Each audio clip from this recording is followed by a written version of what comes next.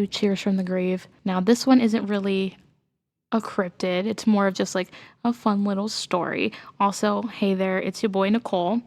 And it's also Nicole alone, again, for the last time this week.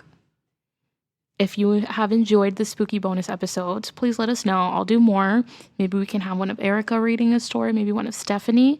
You take your pick. You could probably let us know on the Patreon if you donate and subscribe. Thank you. We can definitely hear you out there. Alrighty, so let's dive into our third and final one. Now, maybe some of you have heard of this. I literally just found out about this a little while ago, and it's really fun, so I want to share it with you guys. So what I'm going to be talking about is the New England vampire panic. And this started in 1882. Now, when you hear New England vampire panic, you would assume it's the craziest thing ever in the New England area, but it's not. Get ready. Fasten your seatbelts. In 1882, in Exeter, Rhode Island, Mary Eliza Brown died of tuberculosis, known at the time as consumption. The disease literally consumed people, causing the body to rapidly deteriorate, along with intense fevers and nasty coughs. But Mary Eliza wasn't the only victim in the Brown family. Her daughter, Mary Olive, passed away in 1883. About a decade later, 19-year-old Mary Lena Brown also died of consumption. So this family's got it going pretty tough right now. But Mary Lena's brother, Edwin, was also incredibly ill. Hoping a better climate would improve his condition, the young man went to the West.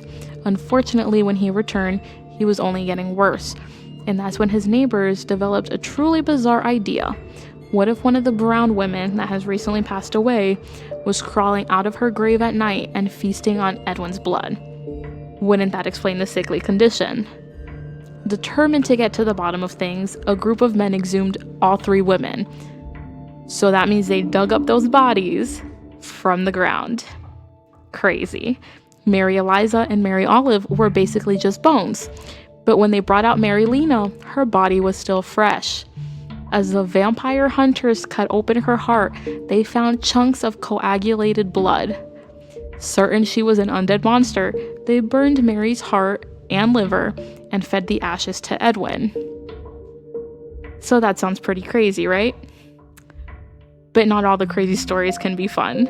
So obviously, Mary Brown wasn't a vampire. But why was her corpse in such good shape? For one thing, she'd only been dead for a few months. And Mary died in January when it was freezing outside. Since it was winter and too cold to dig, her body had been stored in a stone vault, which acted as a refrigerator, thus preserving her corpse. Also, since she wasn't a vampire, the macabre cure didn't work on Edwin, and he still died a few months later.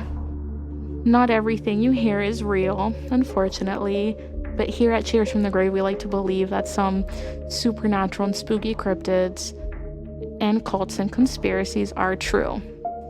So hearing that story, it was a fun one. It took me on a ride, and I hope it took you guys on a ride too. You can follow us at Facebook, Instagram at Cheers from the Grave, Twitter at Cheers from Grave, and you can send us an email with your spooky stories. Even if it's a story like the vampire panic, I would love to hear it. Any cryptid stories, any personal hauntings of your own, please send them in. We love to hear from you guys, even if we may not read them on the podcast, which I promise you we will read all of them. We would love to receive them. And you can email that at cheersfromthegrave@gmail.com. And please subscribe to our Patreon. We have that $2, $5, and $7 tier.